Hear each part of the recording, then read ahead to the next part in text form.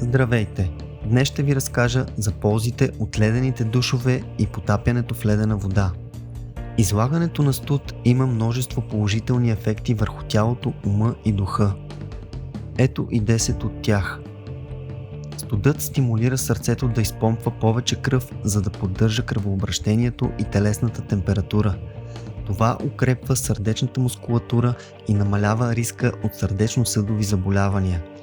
Освен това, студът намалява пулса за следващите 24 часа, което е добре за сърдечния ритъм и кръвното налягане. Когато сте изложени на студ, първата реакция е да задържите дъха си или да дишате учестено. Това може да ви направи по-напрегнати и тревожни, но ако се научите да дишате спокойно и дълбоко, когато сте в ледена вода, ще се справите по-добре с стреса и ще повишите насищането на кръвта с кислород. Също така се повишава устойчивостта ви на стресови ситуации в ежедневието.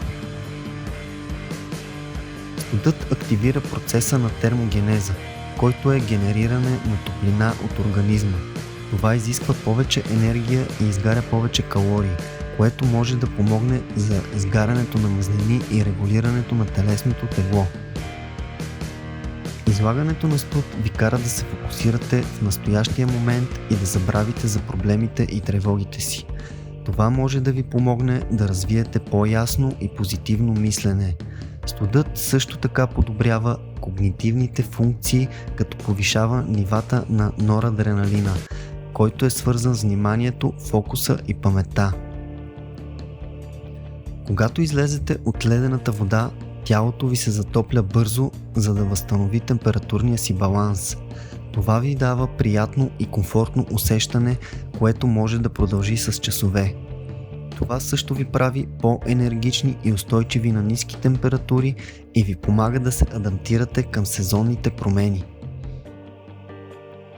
Студът затваря порите и кутикулите, което предотвратява загубата на естествени мазнини и влага. Това води до по-гладка, по-здрава и по-блестяща коса и кожа. Студът също така подпомага процеса на детоксикация, като изхвърля токсините от кожата и косата. Излагането на студ стимулира освобождаването на ендорфини, които са хормони на щастието. Това може да ви помогне да се чувствате по-щастливи, по-жизнени и по-мотивирани. Студът също така намалява нивата на кортизола, който е хормонът на стреса. Има доказателства, че ледените душове и потапяните в ледена вода могат да подпомогнат за лечението на депресия и стрес, като увеличават нивата на норадреналина и серотонина, които са невротрансмитери, свързани с настроението и благополучието. Изследвания показват, че излагането на студ увеличава производството на белите кръвни телца, които са отговорни за борбата с инфекциите. Това може да ви помогне да се предпазите от простуди, грип и други болести.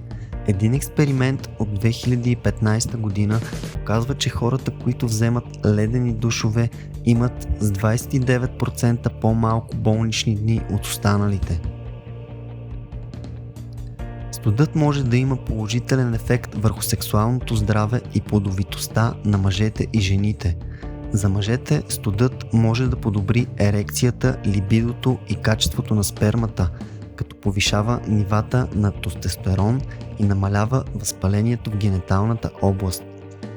За жените студът може да подобри цикъла, либидото и овулацията, като регулира нивата на естрогена и прогестерона и намалява възпалението в матката и яйчниците. Студеният душ преди лягане може да ви помогне да заспите по-лесно и по-дълбоко, като намалява телесната температура. Освен това, повишава производството на мелатонин, хормон, който регулира съня. Мелатонина се освобождава в отговор на тъмнината и ви прави сънливи след залез. Излагането на синя светлина от екрани и LED лампи предизвиква нарушения в съня. Студът може да компенсира този ефект чрез засиленото производство на мелатонин.